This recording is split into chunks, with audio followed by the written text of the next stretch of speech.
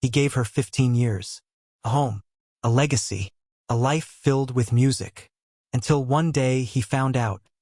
She had betrayed him with his closest ally. He didn't scream. He didn't beg. He sat at his piano and wrote a symphony that destroyed them both.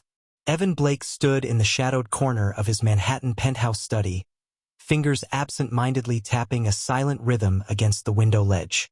The skyline beyond stretched endlessly, glittering with artificial brilliance, yet it brought him no comfort. Behind him, the room was filled with testaments to a life of artistic mastery. Awards, accolades, signed photographs, and the imposing grand piano that had once been the soul of his inspiration. Despite the external markers of triumph, something inside him had begun to sour. For months he had sensed it.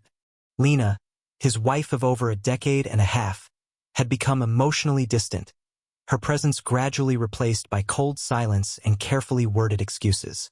Nights spent rehearsing at the music academy where she worked became longer and more frequent.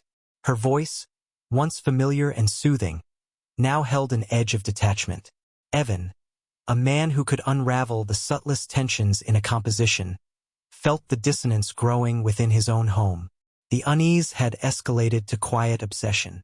He noticed how she flinched when he entered the room, how her phone was never out of reach, always turned screen down. A once predictable symphony had turned into a chaotic cacophony, and he could no longer ignore it. And so, against his nature, Evan had acted. He had hired someone. That morning, the investigation concluded. His assistant had quietly handed him a sealed envelope. No words, just a glance that confirmed what he already feared. When he opened it, time seemed to freeze.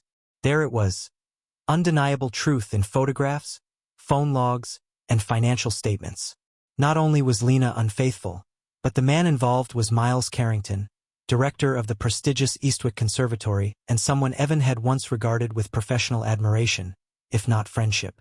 But what cut deeper than betrayal was the realization that the deception had taken root in his own sanctuary. In the world of music he had given everything to. His thoughts spiraled through disbelief, fury, and grief. Yet, within minutes, his mind began to shift. Where others would have crumbled, Evan composed. He began to envision not confrontation, but something more calculated. Something worthy of the pain inflicted. His phone vibrated. The caller ID was unfamiliar, but instinct told him to answer. The voice on the other end belonged to a young woman, measured yet urgent. She introduced herself as Elise Carrington, Miles's daughter. She requested a meeting. An hour later, they sat across from each other in a quiet cafe on the Upper West Side. Elise resembled her father physically but carried none of his arrogance. Instead, her features held a focused intensity, shaped by disappointment and ambition. She was a talented violinist whose potential had long been overshadowed by her father's domineering presence in the classical world. Without much preamble, Elise slid a USB drive across the table. On it, she claimed, was not only proof of the affair, but detailed records of financial misconduct. Money siphoned from the conservatory's endowments and grant funds. The same resources meant to support young musicians had been used to finance private escapades, including lavish getaways and gifts for Lena. Evan listened without interruption, his mind already spinning through possibilities. The personal betrayal had now become a professional one as well. The implications were massive. Elisa's motivation was clear. She wanted freedom from her father's oppressive influence and a future built on her own merit. She wanted justice for herself, her mother, and the institution that had shaped her life. A silent agreement formed between them, one born of shared wounds. Evan saw in her a reflection of his own controlled fury. They wouldn't confront Miles or Lena with shouting matches or scandalous exposés. They would craft something more enduring, a reckoning delivered through the very medium they had all once revered, music. As they parted ways, the terms of their alliance unspoken but deeply understood, Evan felt a strange sense of composure return. He knew this wouldn't be swift. Revenge, like a symphony, required careful construction. And when the time came, he would ensure that every note resonated with precision, grief, and righteous fury. That evening, he sat alone in his studio, illuminated only by the gentle glow of a reading lamp. The piano waited, patient as always. His fingers hovered above the keys, then slowly descended. The first movement of what would become his most powerful work began to take shape, not for fame, not for critics, but as a deeply personal act of reclamation. The world had not yet heard the Symphony of Vengeance, but soon it would. The annual Harmony Gala had always been a highlight of New York's classical music scene. Hosted in the resplendent Ashcroft Symphony Hall, it attracted patrons, musicians, and critics alike. That evening, beneath a chandeliered ceiling and among the rustle of expensive fabrics and polished shoes, Evan Blake arrived with the poise of a man who had mastered the art of performance, on and off the stage. He moved through the glittering crowd like a shadow. Every nod he returned, every smile he offered, was deliberate. None betrayed the storm within. On the surface, he was as composed as ever, the celebrated composer, the public figure. But beneath that, he carried a secret so sharp it could cut through the very applause that had once lifted him. His gaze fell on her, Lena Brooks. She stood across the room, laughing gently, her glass of champagne held with practiced grace. Dressed in a deep red gown, her hair sculpted into an elegant updo, she looked radiant. At her side was Miles Carrington, equally self-assured, equally guilty. Their proximity spoke volumes, their familiarity visible to anyone with the eyes to see. Evan's jaw remained set, his glass never trembling in his grip. What might have shattered another man only refined his focus. This night, he had not come for confrontation. He had come to orchestrate the beginning of a much grander performance. Nearby, Elise Carrington lingered close to the periphery of the event. Dressed modestly in black, she stood out precisely because she did not attempt to dazzle. Her posture was tense, her movements precise.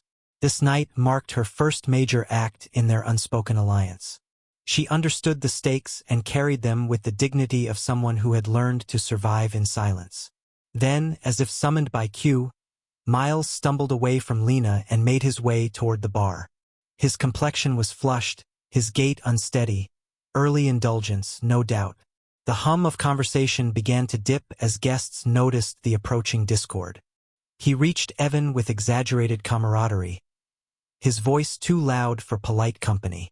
Words slurred, boasts spilled, and without warning, he shared a devastating truth in the most public of ways, that Lena was expecting his child.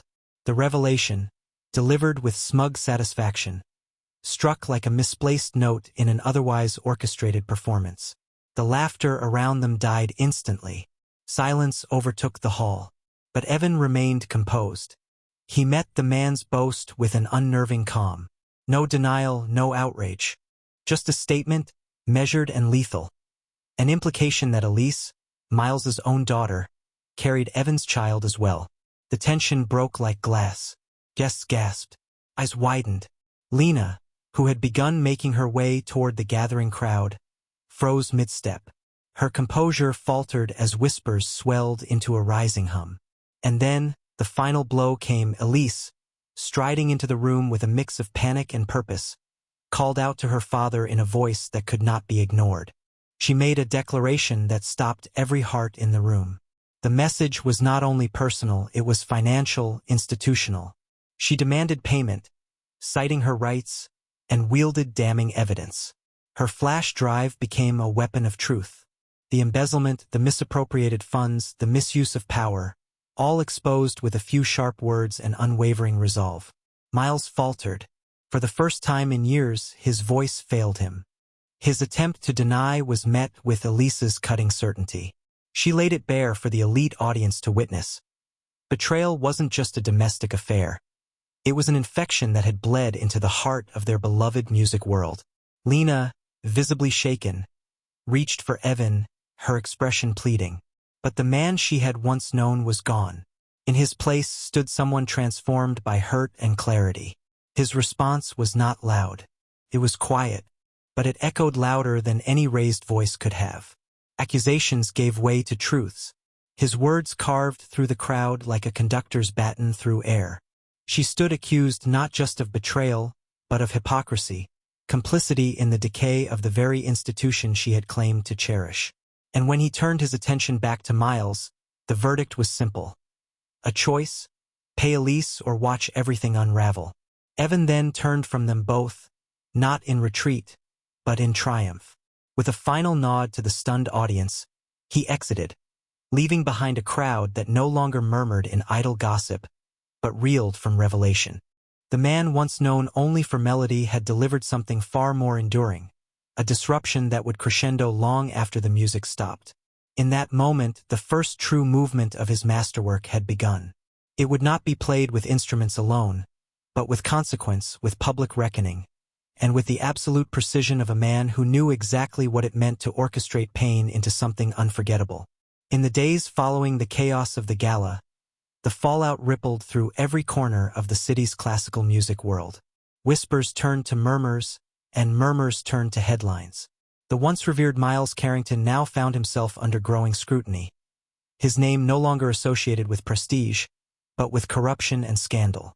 Lena Brooks, too, discovered that even whispered truths could unravel public personas.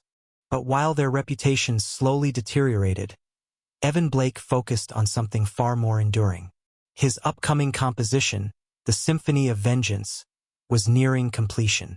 Every hour not spent consulting with legal advisors or granting vague public statements was devoted to refinement, each measure composed with exacting intention, every crescendo shaped with surgical precision.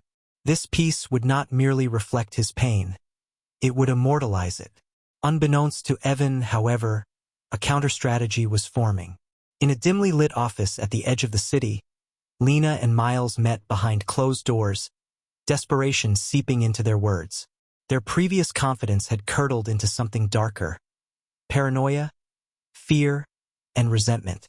They no longer talked of surviving the scandal, but of halting Evan's ascent altogether. Miles, driven by panic, had begun to circulate rumors among orchestra members, questioning Evan's mental health and emotional stability. Lena took it a step further. She began reaching out to those who once supported Evan's work, subtly implying his erratic behavior and deteriorating personal life. Slowly, cracks began to form in Evan's performance team. Musicians backed out, rehearsal schedules shifted, and whispers spread like rot. But none of it stopped Evan. Each setback only sharpened his resolve. He had always understood that music could mirror emotion, but now, he understood that it could also control it. As the premiere date approached, he doubled his efforts. Backups of the score were distributed in secret. A digital recording was secured off-site. Trusted allies, including Elise Carrington, were briefed on every contingency. Every potential threat was anticipated. And then, the night before the performance, Lena struck. Under cover of darkness, she returned to the home she had once shared with Evan. She still had keys. Moving through the space silently, she entered the studio where the Symphony of Vengeance lay open on the piano. With shaking hands, she swapped the meticulously handwritten pages for blank sheets, careful not to disturb the room too much. Before leaving, she glanced at an old photograph, a framed image of her and Evan on their wedding day. For a brief moment, something like regret flickered across her face. But it didn't last. Her hand smashed the photo frame against the edge of the piano, leaving behind broken glass like an unspoken warning. The following evening, Ashcroft Symphony Hall was alive with anticipation. The music world had gathered once again, this time not for gossip or spectacle, but for what was promised to be a historic premiere. Evan arrived alone, his expression unreadable. He moved through backstage corridors like a ghost passing through memories. In his dressing room, he found the altered score. Blank pages stared up at him, and beside them, a note scrawled in Lena's unmistakable handwriting. "Good luck conducting from memory, darling." He stared at it in silence. Then slowly, a cold smile formed. Her sabotage had not caught him off guard, it had validated everything. He had prepared for this. Every movement of the piece lived inside him, etched deeper than any paper could hold. He changed into his formal wear, adjusted his cufflinks, and walked to the stage with the calm precision of a surgeon entering the operating room. The hall darkened. Applause rose as Evan took his place at the conductor's podium. Around him, musicians waited, uncertain. The audience hushed as the first note rose, not from any score, but from Evan's memory. His baton lifted, and the Symphony of Vengeance began. It opened gently, a delicate theme that whispered of trust and affection. Then came the dissonance, creeping harmonies that slithered through the strings, shadows forming in the winds. The rhythm grew tense, the brass bristled with confrontation, and then, the fury of betrayal exploded into a thunderous swell that left the audience breathless. The symphony unfolded like a confession, but not Evan's. It was the story of those who had wronged him, laid bare in chords and rests, harmonies and silence. The performance lasted nearly an hour, and when it ended, the final note hanging in the air like judgment itself, there was only silence. Then, an eruption of applause. Not polite, not obligatory, thunderous, relentless. The crowd rose as one, shouting, clapping, overcome by the sheer emotional force of what they had witnessed. Even the most hardened critics stood in awe. In the front row, Lena and Miles sat frozen. Their plan had not only failed, it had exposed them further. They had underestimated the resilience of a man whose entire life had been built on mastering chaos into composition. As the applause continued, Evan allowed himself a rare, quiet smile. The night was his, and the first true victory had been won. The next movement was already in motion. The aftermath of the concert was swift and merciless. Within hours of the final ovation, the echoes of Evan Blake's triumph rippled far beyond the concert hall. Critics declared the Symphony of Vengeance a modern masterpiece, emotionally devastating, technically impeccable, and utterly unforgettable. But for those at the center of its inspiration, the piece served as a harbinger of ruin. The board of directors at Eastwick Conservatory convened within 48 hours. Whispers had turned into documented suspicions, and the evidence, delivered anonymously but irrefutably, was damning. Every misallocated fund, every falsified invoice, every concealed transaction Miles Carrington had signed over the past decade was meticulously outlined.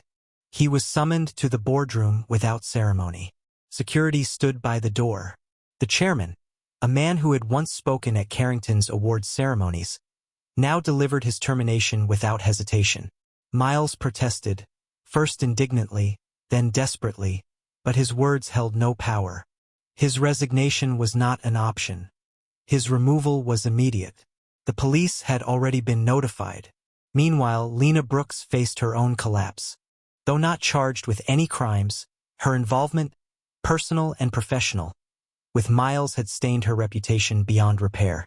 She arrived at the conservatory one morning to find her office locked and her nameplate removed. Inside her classroom, only a handful of students remained, their expressions filled with discomfort. As she began her lecture, one stood and quietly packed their belongings. Others followed, each departure more humiliating than the last. Later that day, a message from the administration confirmed her termination. The stated reason was vague, reputational risk, but the subtext was clear. She had become a liability. While the two former conspirators spiraled downward, Evan rose. Despite the legal blow dealt during the divorce, and even division of assets despite her betrayal, he moved forward undeterred. He sold the home they once shared, parted with investments he had nurtured for years, and wrote checks with a steady hand. What had been taken materially would be rebuilt. His reputation now soared higher than ever. Invitations poured in from orchestras across Europe and North America. Students begged for mentorship. Commissions for new works arrived weekly. His name, once uttered in admiration, was now spoken in reverence. At the same time, Elise Carrington, liberated from her father's shadow, began to rise as well. Under Evan's mentorship, she found her confidence and her audience. Her solo performances stunned critics with their raw emotion and precision. Her name became a fixture in the programs of elite music halls and a symbol of resilience in the face of inherited shame. With a portion of the settlement her father had paid to avoid early exposure, Elise established a scholarship fund for underprivileged young musicians. The Carrington Foundation for Emerging Artists offered lessons, instruments, and performance opportunities to those who had once been overlooked, just as she had been. One evening, in the quiet of Evan's studio, the two shared a modest celebration. Elise had just received confirmation of her Carnegie Hall debut. Her eyes sparkled with gratitude and disbelief. Evan's smile was calm, proud. The student he had once met with cautious hope had exceeded even his expectations. But amid the celebration, another call came, this time from Evan's attorney. Miles Carrington had been arrested. Investigators had unearthed more than even Elise's drive contained. The scale of the financial misconduct was staggering, millions siphoned over the years through layered accounts and offshore diversions. The charges included fraud, embezzlement, and conspiracy. Evan listened to the update without emotion. He simply nodded and ended the call. Across from him, Elise studied his face, searching for a flicker of vindication. When she asked if it was over, his response was quiet but firm. It was only the final movement beginning. Weeks later, the courtroom swelled with reporters and public spectators. Miles sat at the defense table, no longer the authoritative maestro but a pale version of himself, hunched and diminished. His once flawless posture now slumped under the weight of consequence. The verdict was decisive. Guilty on all counts. The sentence, 15 years in federal prison, with restitution to be paid in full. Outside, Miles' ex-wife issued a brief statement announcing her divorce and her intention to move across the country. She would take nothing with her. Not the name, not the legacy, not the shame. Back in her small apartment, Lena Brooks watched the trial coverage in silence. She had begun attending support meetings, trying to regain control of her life. But the damage was done. Her career was over, her finances depleted. In desperation, she turned to gambling, clinging to it like a raft in a storm. But the thrill was short-lived. In a single night, she lost the remainder of her settlement. Everything. It was only a matter of time before she returned to the one place she swore she would never go. Evan's studio. She arrived without warning, disheveled and trembling. Her plea was simple, help. But Evan was unmoved. His words, though quiet, were final. She had made her choices, and now she would face their consequences alone. After she left, Evan sat at his piano. His hands moved slowly at first, then with more certainty. A new composition had begun to form, one not of revenge but of release. The final movement approached, and with it the promise of closure. Months had passed since the trial that sealed Miles Carrington's fate. His name, once spoken with admiration in concert halls across the country, had become a cautionary tale whispered in legal circles and academic institutions. Behind the walls of a federal correctional facility, he now taught rudimentary music theory to inmates. His once glorious knowledge reduced to basic instruction in rooms echoing with indifference. Lena Brooks, meanwhile, existed in a quiet kind of exile. Her days were no longer filled with rehearsals and lectures but with routine and resignation. The money from the divorce was gone, lost to the roulette wheels and blackjack tables of poorly lit casinos that had promised escape but delivered nothing. Her attempts to return to the music world were met with closed doors and cold stares. Whispers followed her wherever she went. With no career left to revive, she took work as a piano tuner, servicing instruments for the very students she once mentored. The irony was not lost on her. Despite the wreckage left behind by betrayal and greed, 2 lives had risen from the ashes. Evan Blake's reputation had not only recovered, it had been reborn. The Symphony of Vengeance was now considered a defining work of modern classical music. Critics dissected its themes of justice, betrayal, and personal transformation in academic journals and podcasts. Universities taught it as part of their core curriculum. Evan, however, had moved beyond the fame. His studio had become a quiet sanctuary, a place of mentorship and creation rather than retribution. Elise Carrington had flourished. Her performance at Carnegie Hall was met with thunderous acclaim, and she quickly became one of the most sought-after violinists of her generation. Her foundation continued to grow, offering scholarships and guidance to gifted students from underprivileged backgrounds. The weight of her father's crimes no longer hung over her. In its place was a legacy of resilience and generosity. One evening, Evan and Elise met at a small, private restaurant near Lincoln Square, a tradition they maintained since the beginning of their alliance. They spoke not of the past, but of their latest collaboration, a concerto composed specifically for Elise's unique style, blending her technical brilliance with Evan's evolving voice as a composer. They toasted not to revenge, but to creation. As the night wound down, a maitre d' approached with a hesitant expression. Someone had arrived asking to speak to them, someone who said it was important. At the entrance stood Lena. Her posture was uncertain, her appearance neat but modest. Her eyes, however, told the full story: regret, weariness, and perhaps hope. For a brief moment, the three stood in silence, the years of pain between them like an invisible wall. Evan did not rise from his chair. His gaze was level, calm. Elise, seated beside him, tensed slightly but said nothing. Whatever Lena had come to say remained unspoken. She looked at them, her lips parting as if to begin, then closing again. In the end, she only offered a quiet nod before turning to leave. The door closed behind her with a soft click, and just like that, the final note of their shared past seemed to fade. Back in his studio, Evan sat once again at the piano. Awards lined the shelves, but his focus was elsewhere, on the music still waiting to be written. His fingers moved gently across the keys, crafting melodies no longer weighed down by vengeance. He had emerged not only victorious but transformed. The pain had become art, and the art had become something beyond revenge, something lasting. In the years that followed, the Symphony of Vengeance continued to resonate across the globe. It became more than just a personal testament. It became a symbol. Its haunting movements were played in concert halls from Vienna to Tokyo, its recordings studied by composers and historians alike. Miles, still behind bars, faded from public consciousness. His daughter never visited. His name was now associated only with scandal and disgrace. He taught his lessons in silence, haunted by the echoes of concertos he would never conduct again. Lena remained in the city, slowly piecing together a quiet life. She continued to tune pianos, attend support meetings, and live modestly. Occasionally, she would hear Evan's music on the radio or catch mention of Elise's latest performance. She would pause, listen, and remember what had been lost.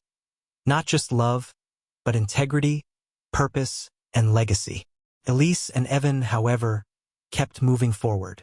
Their next joint project, a modern opera exploring rebirth and healing, captivated audiences and critics alike. Their partnership, born from shared pain, had become a model of artistic collaboration. Together, they shaped the future of music with each new composition, each performance a testament to what could grow from devastation. And so, as the final movement of the Symphony of Vengeance echoed through time, it left behind more than applause. It left behind a legacy. A reminder that betrayal may wound, but it cannot silence those who know how to turn pain into power. In Evan's hands, music had not only exposed the truth, it had rewritten the future.